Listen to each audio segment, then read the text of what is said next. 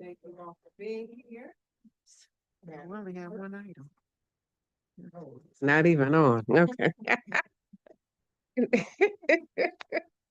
All right. Okay. Commissioner Baker McCormick, Here. Commissioner Marecki, Here. Commissioner Anderson, Present. Vice Chair Colleen, Here. Chair Scott. Present. We have a quorum present. Thank you so much. Next item, please. Item B, Chairwoman's remarks. I have none except that it's a nice, warm, rainy day. And my flowers and grass is happy. All right. Thank you. Next item, please. Item C, approval of the May 26, 2026 meeting minutes. No rules. Moved by Commissioner Marecki and supported by Commissioner McCormick. I guess, was it? Okay. Is that okay? So all in favor? Aye. Aye. Motion approved. Next item, please.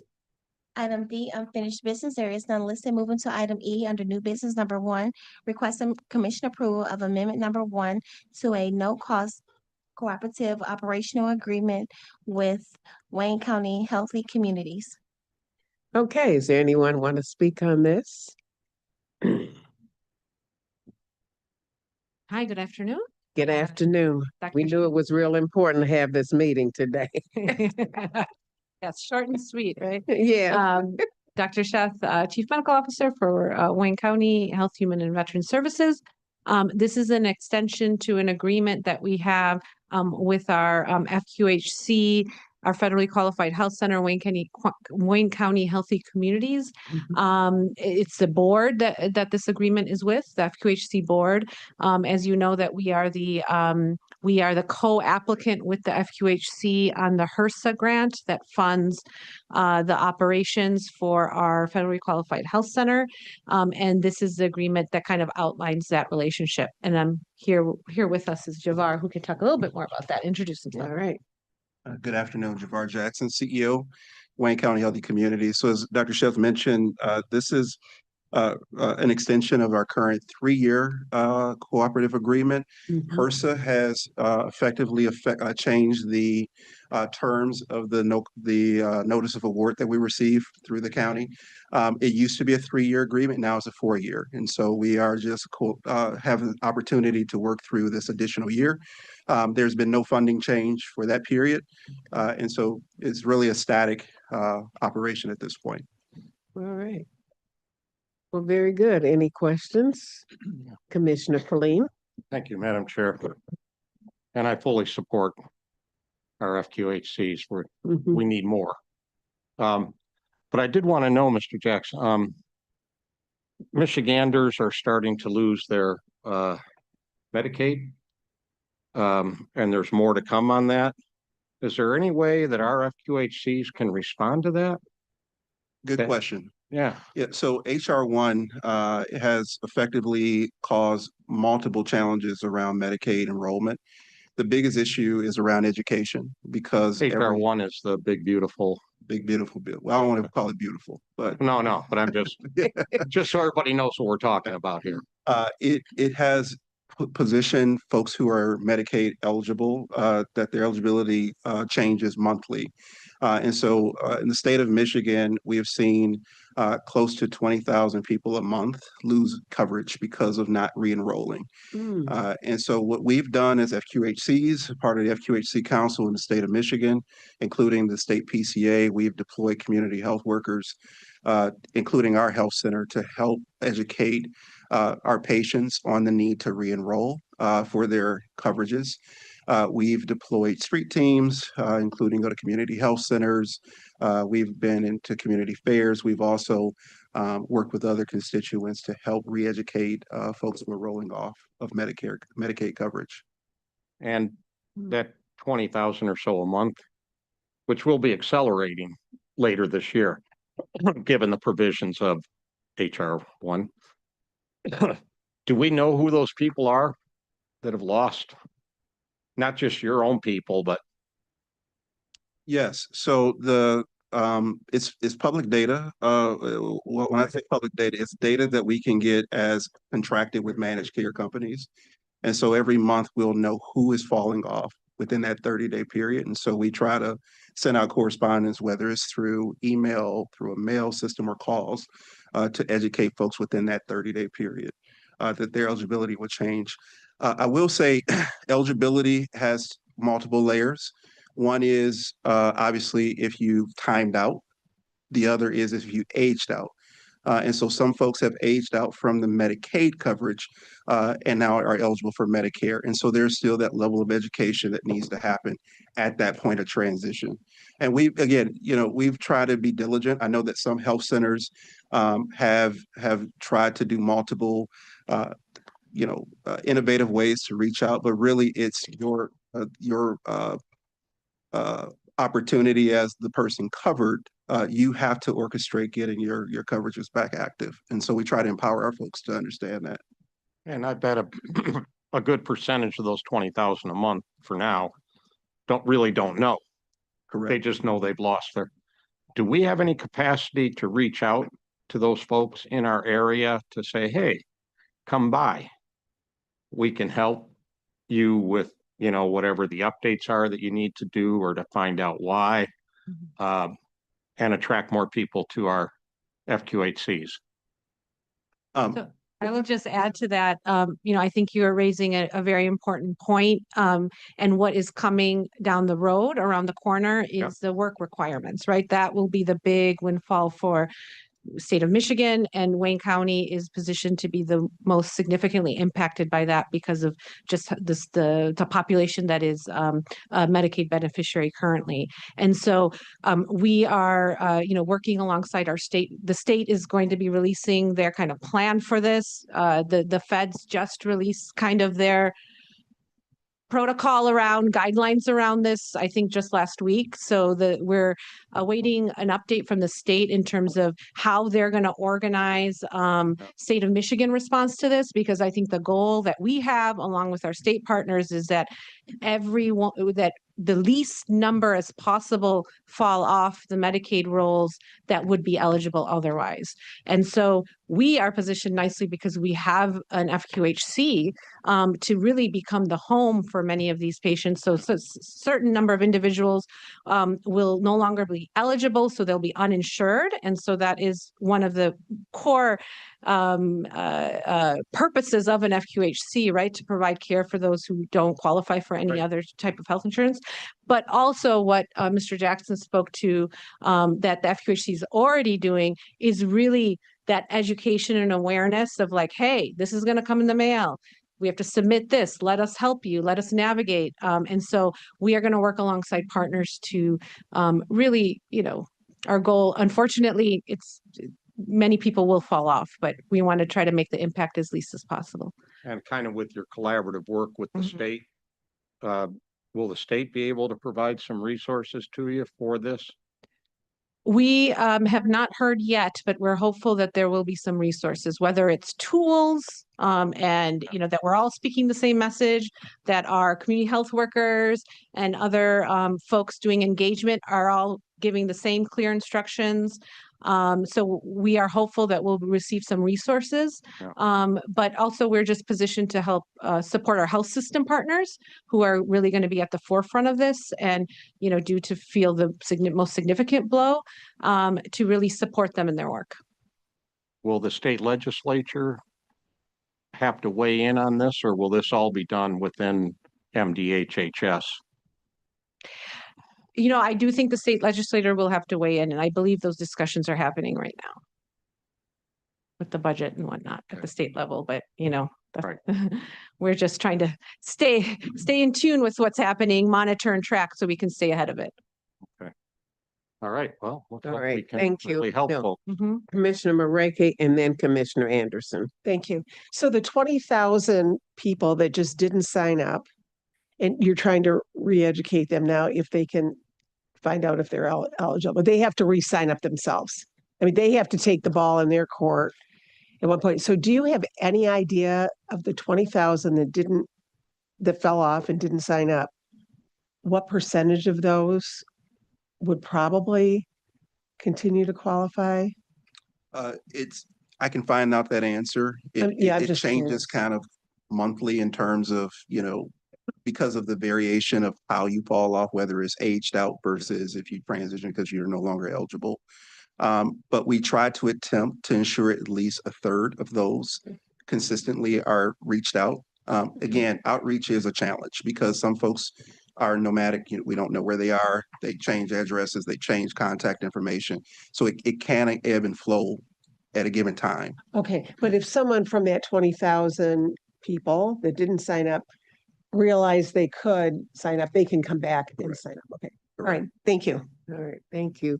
Commissioner Anderson and then Commissioner McCormick.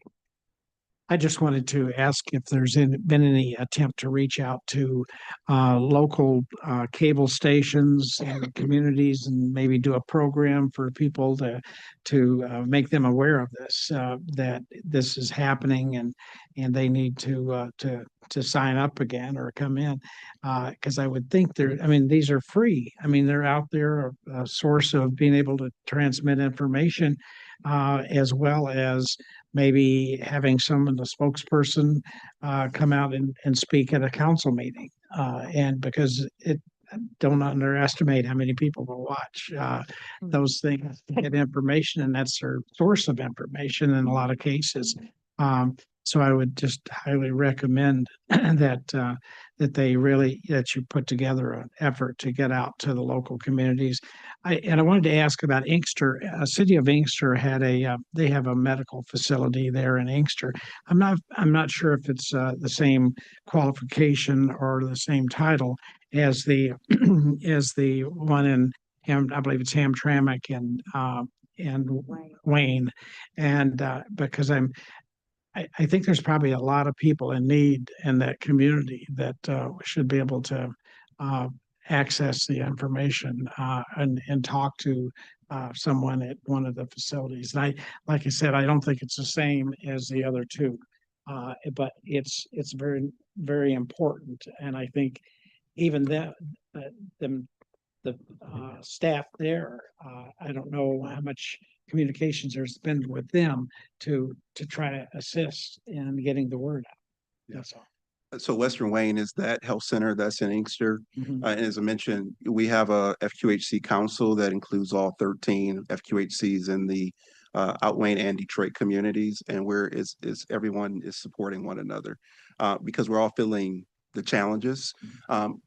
Again, our nature is to be able to take care of those who are both underinsured and also non-insured. And so as our non-insured increases, our overhead also increases. And so we try to ensure that we educate not just from the dollar perspective, but it does cost for us to provide some of these services. But we do, as a coalition, work together. There might be a real opportunity too to reach out to some of the organizations within those communities and to be able to get them to be a spokesperson also and be involved in that, getting the word out. And because I know when I represented Inkster, there was just a lot of great people that want to get the word out when it's affecting people's health care. So I'm sure it'd be easy to get some good people that would help in all the communities. But I hope you'll take advantage of that. Thank you. All right, thank you. Commissioner McCormick. And to the commissioner's point in reference to communicating,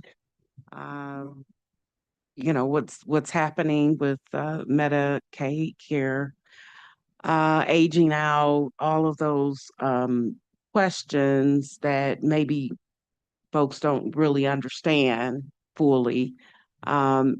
Maybe if there's just a frequently asked question, one pager that we can get out in the community, I'm definitely willing to do that. So I don't know if you have anything prepared. So the main thing right now is that we have to kind of wait on the state to release how Michigan is going to handle the work requirements that are set to be in effect in January 2027. And so once they set this is what we're going to be doing and this is what we need local partners to do, we will definitely be amplifying and lifting up and reaching out to all of you to really disseminate and make sure that that really, really gets into the communities. So we're kind of waiting for the whole package of like, okay, this is what we're going to, because there's a lot of things that the state will be doing to hopefully make it, automatic, as much as they can make automatic and not dependent on an individual to have to go in and submit documentation is the best approach, right? And so they're working on that as we speak. And so we will be getting further guidance from them, and we'll be definitely disseminating the information with that consistent messaging. So I guess what I'm referring to, and I certainly understand we're, waiting on all of the moving parts to kind of fall in place. But what we do know, right, is 20,000 people, you said every month are falling off, right? So maybe just a communication piece about, these are the facts as we know right now. And then this Yeah. is what you could do if you, you know that you have lost your benefits, then this might be, Yeah. someone you can reach out to in the interim. Right. So something like that would be, Yeah, we can certainly get something like would that. be Yeah, good. because the main thing right now that we're, telling folks and disseminating is like, update your information, make sure everything's accurate, make sure the right phone number is there, make sure, Mhm. hey, look out for that mailer, open that envelope, right? So there's Right. things that people can do now to Right. prepare for that. So certainly we can provide some Yeah, just information. real brief one pager. That would be great. Thank you. All right. Madam Chair, if I may, just so I recognize that, the FQHC has come to this table a few times. And I recognize just from the conversations that there may be opportunity to share more information about who we are. So with your assistant, Madam Chair, I'm leaving our 2025 annual report Okay, for very the good. commissioner, so you can understand our services and our impact from the last year, as well as some of the activities that we'll be doing coming up in the new year. Very good. Thank you so much. Are there any more questions? All right, Madam Chair, I'd like to move this item for approval. okay. It's been moved by Commissioner Colleen, supported by Commissioner McCormick. All in favor? Aye, aye, aye. Motion carried. Okay. Thank you. Welcome, Commissioner Peterson. Okay. All right. Next item, please. Item number 2, discussion with Vista Maria, DBA Inside Youth and Family Connections. Okay, anyone here from Vista Maria, please come forward.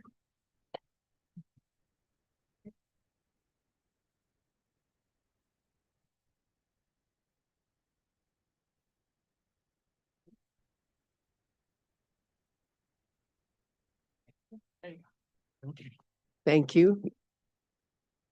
My name is Latanya Howard, and I am the director of the STEPS program, which is the youth assistance program at Vista Maria, Insight Youth and Family Connections. Thank you for the opportunity to share our wonderful program that I had the pleasure of developing and putting together and adding all the wonderful treatment and opportunities for our youth.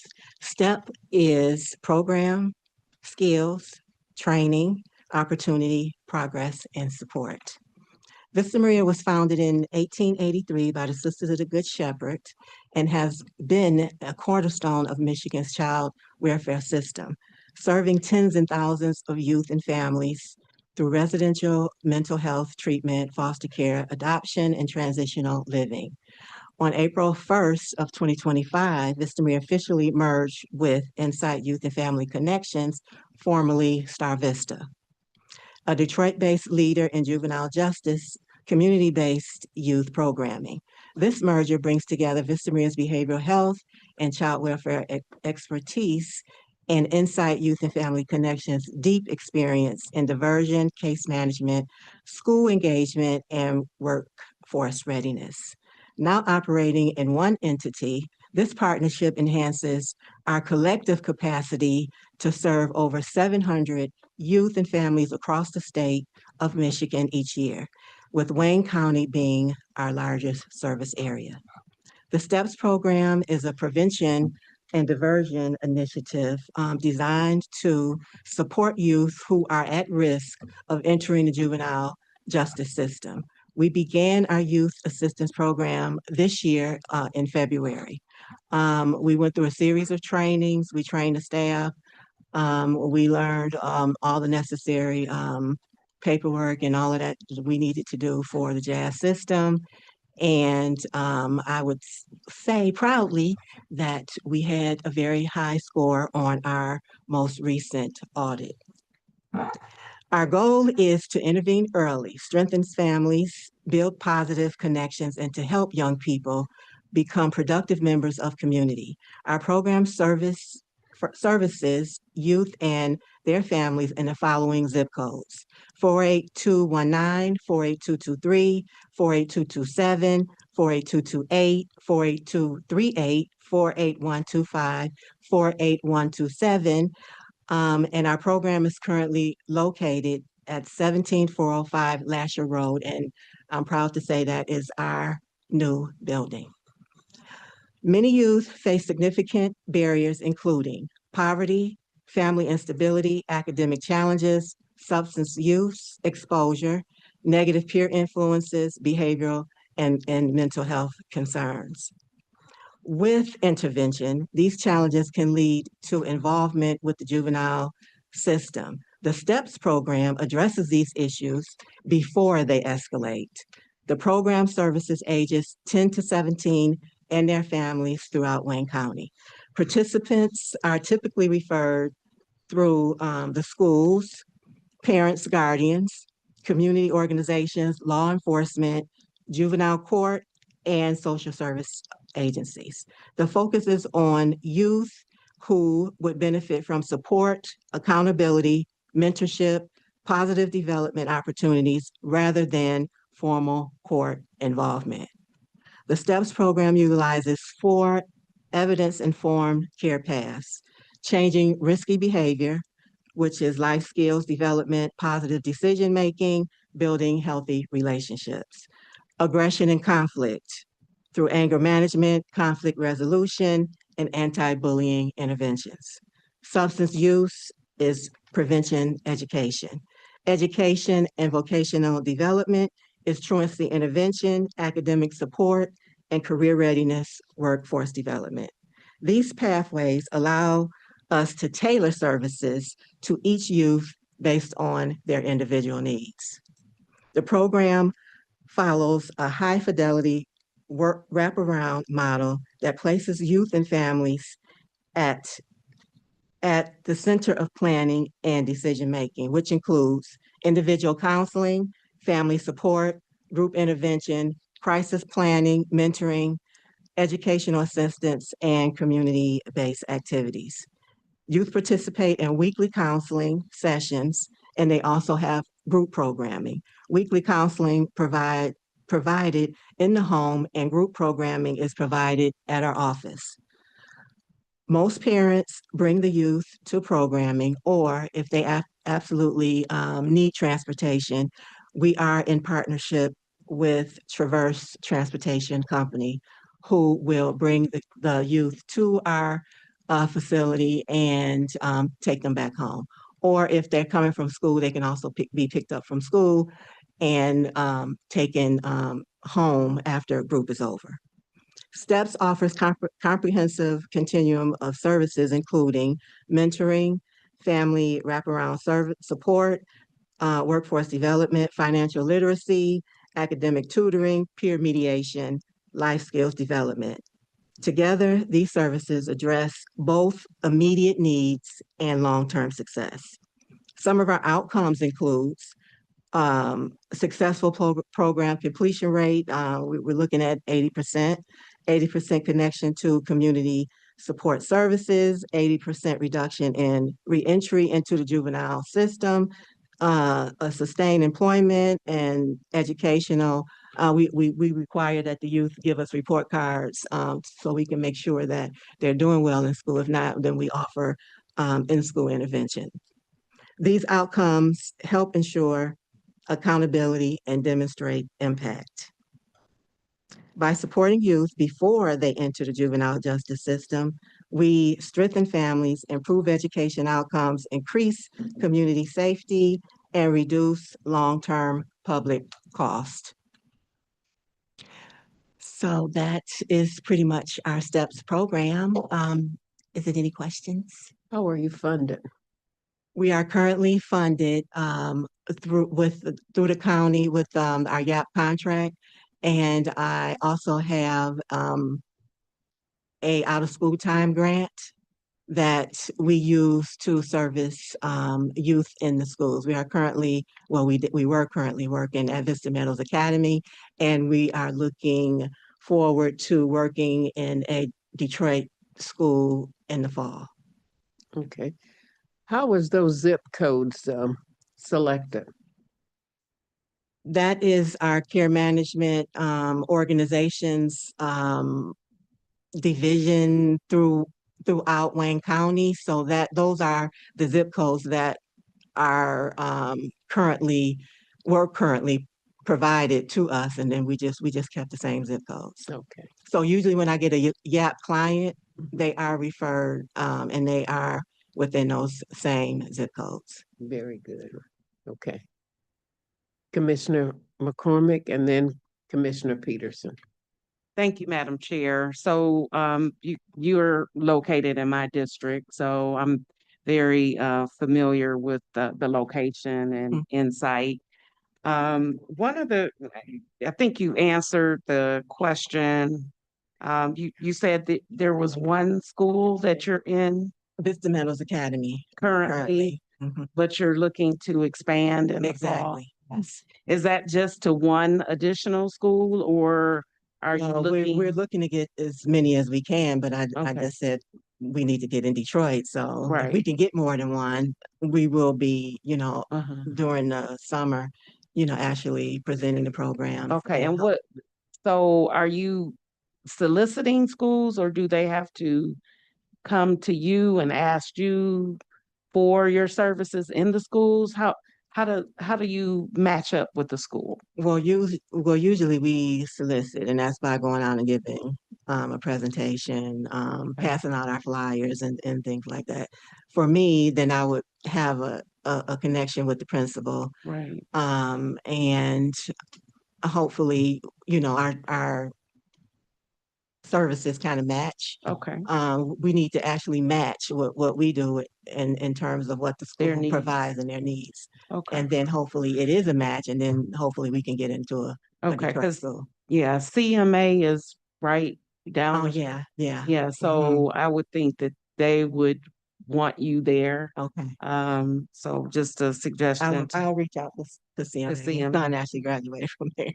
Okay, and again, I don't know if you have a relationship with any of the other schools in the area, but that's my district, so of course I'm well versed in the other schools in the area. You don't go into Retford Township at all? Because I don't recall hearing the zip code. Do you know? Three This is three nine.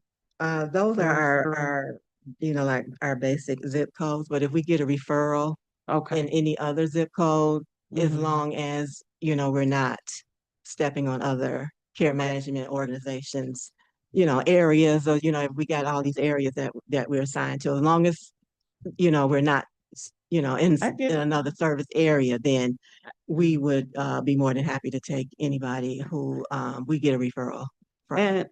And as far as truancy, what do you do if a school or a student is having issues? Do they call you in to deal with any situations like that? Or We do, truant? and then we also we refer the youth to our Check and Connect program. Okay. And that program is a truancy reduction. So we make that referral, and then they go out to the school, and they, visit the school and the teachers and the youth.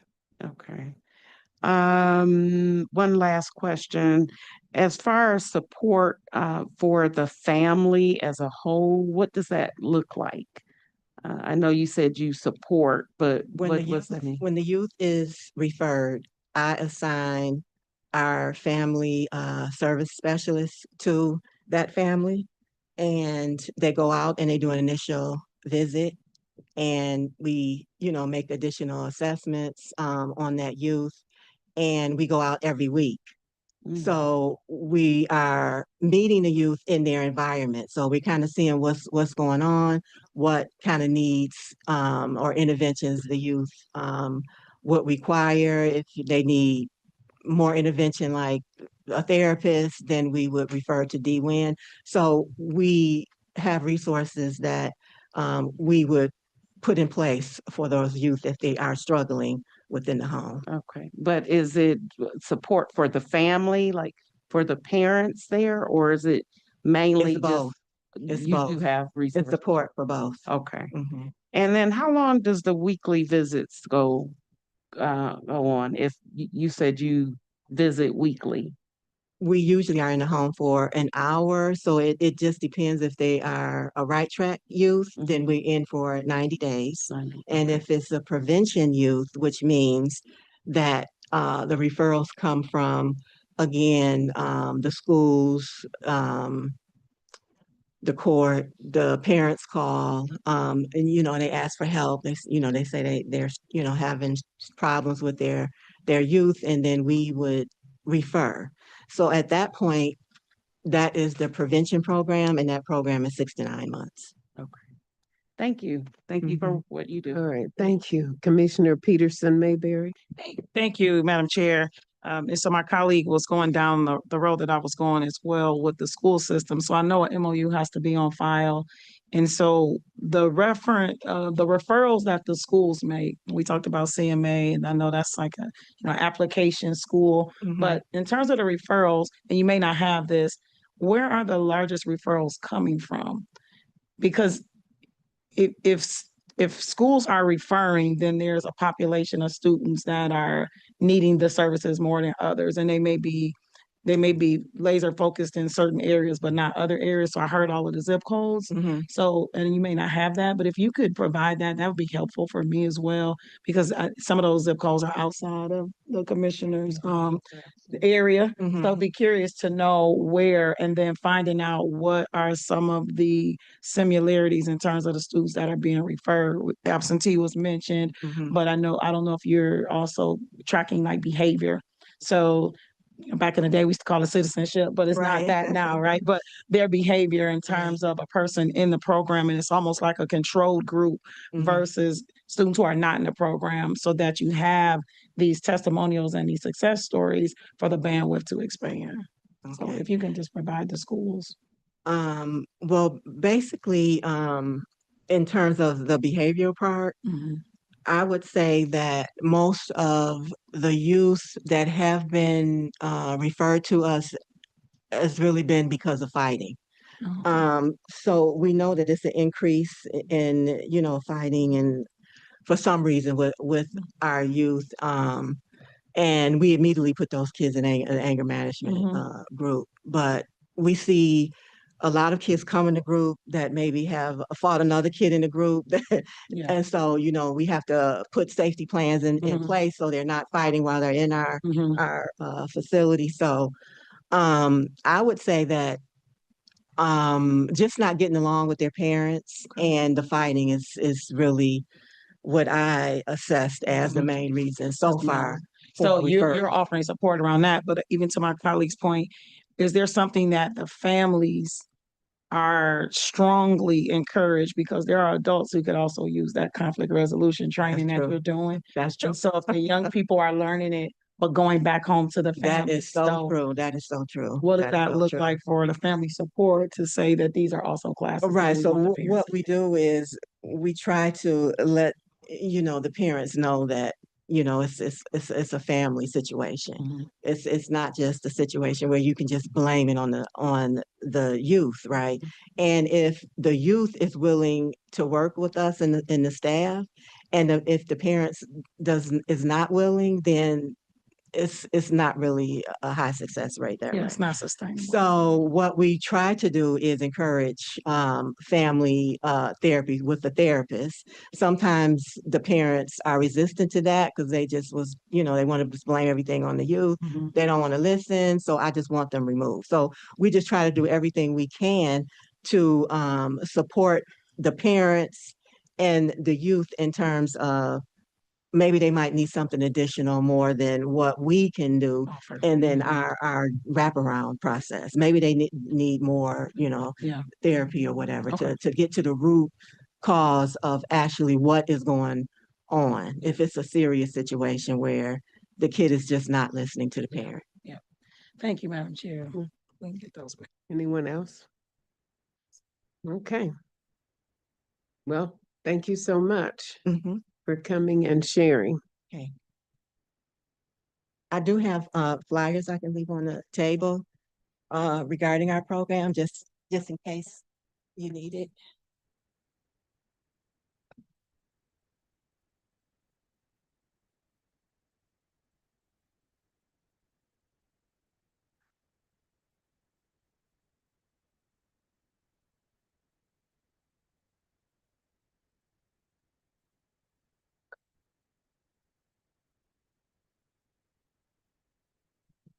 Well, there's nothing else to vote on. Yeah, so, this but is thank- it.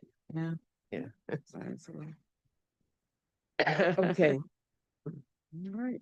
We have a motion Alright. and support for item 1. Next item. Yeah, support. Is that?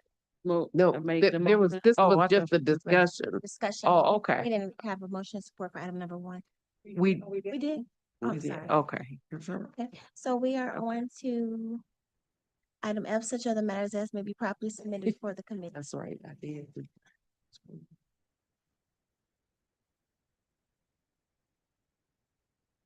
Yeah, but we voted on that. didn't we? Yeah. Mhm.